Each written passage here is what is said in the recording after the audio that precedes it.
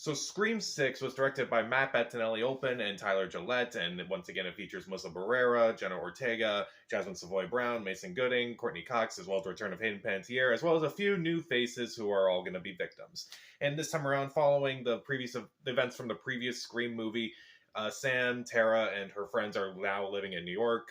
Sam's off on her own protecting them, while Tara and her friends are off at college. Meanwhile, a new Ghostface killer emerges and plans to kill them all and kill their friends, and now they have to figure out who's the new Ghostface killer this time. So, I'm a big fan of the Scream franchise. I reviewed all the first 4 Scream movies before reviewing this movie. I reviewed Scream 5 last year. Scream is one of my favorite horror movie franchises, even though I don't really like 3 that much. Scream 6 I was looking forward to, but I was also very nervous about. Scream 6, I like the fact that we didn't see a whole lot in the trailers, but I was also worried that we didn't see a whole lot in the trailers. And also, I was very concerned, obviously, because Neve Campbell is not in this movie, unfortunately. And I was kind of worried how you can do a Scream movie without Sidney in it. And overall, this movie left me very conflicted. There are moments of this movie that I absolutely love. I think it's really good at times. I think the kills are great. But there are some things about this movie that just don't really work for me. And I don't know if it's mostly just nitpicks or if I'm just kind of just getting... I don't want to say I'm tired of this franchise or anything, but there are so many moments in this movie where I'm like, you could have done better with that. So, what did work? Well, the acting, particularly from the returning cast members, is great. Melissa Barrera, she's better here than she was in the first Scream movie. I kind of like her arc in this movie where, it's clear that she's trying to avoid the Billy Loomis side of her. I thought that was really well done.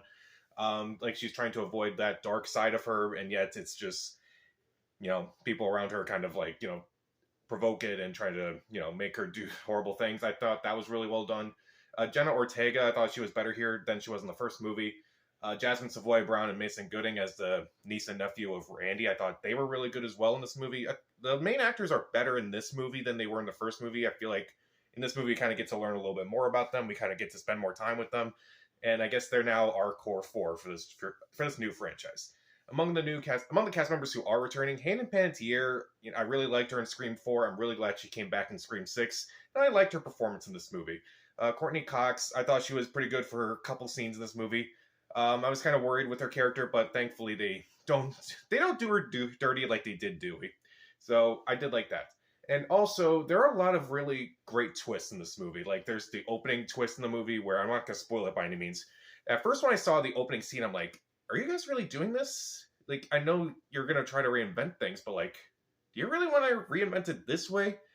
And then when you find out, like, the end of the opening, what's really going on, I was like, okay, now I'm back on board with this movie. That was really interesting. And also in like the last takedown, not like the last fight between Ghostface before it's unmasked, and that was really well done. That was really cool. Kind of just seeing both Ghostface in action at the same time, which I don't think we've actually seen that except for like in one of the Stab movies. But I did think that was really well done. And there are a lot of brutal things in this movie. Ghostface is probably brutal in this movie. Probably the most brutal since Scream 4, I want to say. The kills in this movie are also really well done. There's this one involving a ladder, and it's like, they have to cross between apartments on this ladder, and that was really intense. It was really scary. You know what's going to happen, but it was really well done and well executed. There's also this one in a bodega, which also kind of had me worried because it seemed like this Ghostface was going to have a gun throughout the entire movie. Turns out he doesn't, and I thought that was really interesting that this Ghostface actually knows how to use a gun. I thought that was pretty interesting. And I kind of like the whole angle that they kind of take with Sam in this movie, as I mentioned before. This obviously, she's supposed to be the new Sidney in this new franchise. And with her storyline, even though that she's a survivor, it's clear that people have mixed feelings about her. Like, obviously not her sister or her friends or anything like that, but just random people kind of have this thought about her saying that, maybe she is as messed up as her dad is. And she's just as dangerous and maybe even more violent. And you can definitely see that. I feel like it was interesting to see how Sidney was portrayed in the first Scream movies and how Sam is portrayed in these movies. And how it's they kind of showed the environment that it's in right now, where it's like, oh, it's more divisive than it was back then. Clearly, if this was in the 90s, she would have been a hero. But now that we live in this time where, everyone's got to question everything, she may be seen as a villain. And I thought that was very interesting as she tries to suppress anything that anything from her dad in this movie. I thought that was really well done. And there are a lot of fun callbacks to all Scream movies. Even Scream 3 has a few good callbacks.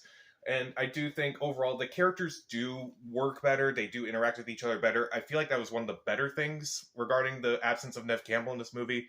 Without as much Cindy and Gale in this movie, it gives the newer cast some more screen time to actually like get to know them better, and I think that really works. But I do have a few problems with this movie because a lot of the new characters just didn't do anything for me. I honestly didn't even remember half their names, honestly. There were a couple that I remembered, but one because they were just saying it over and over again before she died, and the other ones just didn't matter. Like Gale has a new boyfriend now. I don't think he even has a name. There's this new guy across the hallway from where Sam lives now.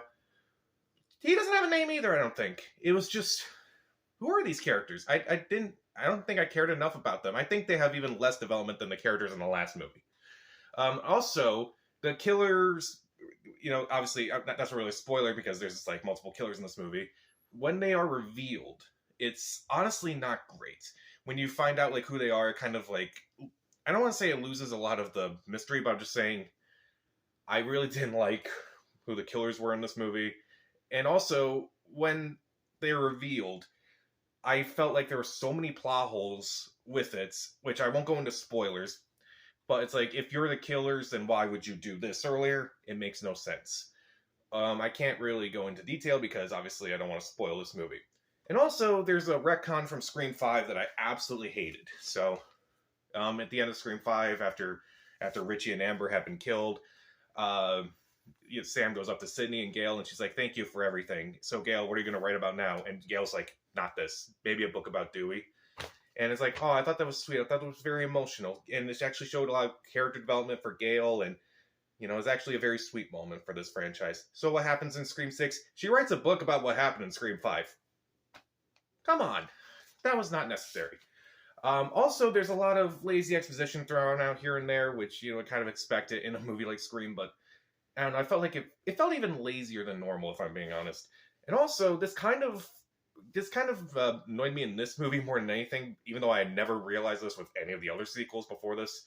There's a scene where it's after some of the murders, and there's a news report. They're all watching this news report about how all these Ghostface costumes are selling out and people are really buying them and such. And I'm like, why would these still be in use? Why hasn't someone like recalled them because of the association with all these tragedies? You would think that they would stop selling them. I don't know why they keep selling them. It just doesn't really make sense. And also, the movie also takes place in New York City. I felt like they didn't really use New York City too well. I guess it's just to kind of give it a different setting because Scream 2 had a different setting and Scream 3 had a different setting from Woodsboro. I guess that's the only way you could see it. And also, when you realize what's going on in this movie, you definitely look back and you're like, oh, you're basically just doing this movie. Which, again, that would be a spoiler if I said which movie it was.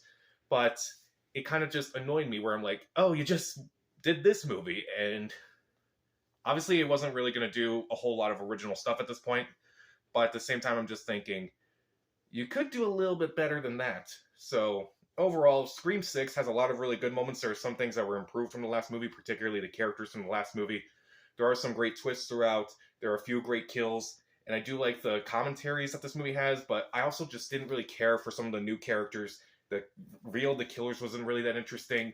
And there's just so many things I kind of just don't like. I may see it again, and if my thoughts change, I'll let you know. In about a week or so, I may do a ranking of all 6 Scream movies, as well as ranking of all the killers from these movies. So if my thoughts change, maybe I'll say something. But as for right now, it's not as good as some of the other sequels, but it's still kind of watchable. I'll give Scream 6 2.5 out of 4 stars. Stream it. So, what's your favorite horror movie franchise? Comment down below, subscribe to the channel. This is Pat. Stay safe.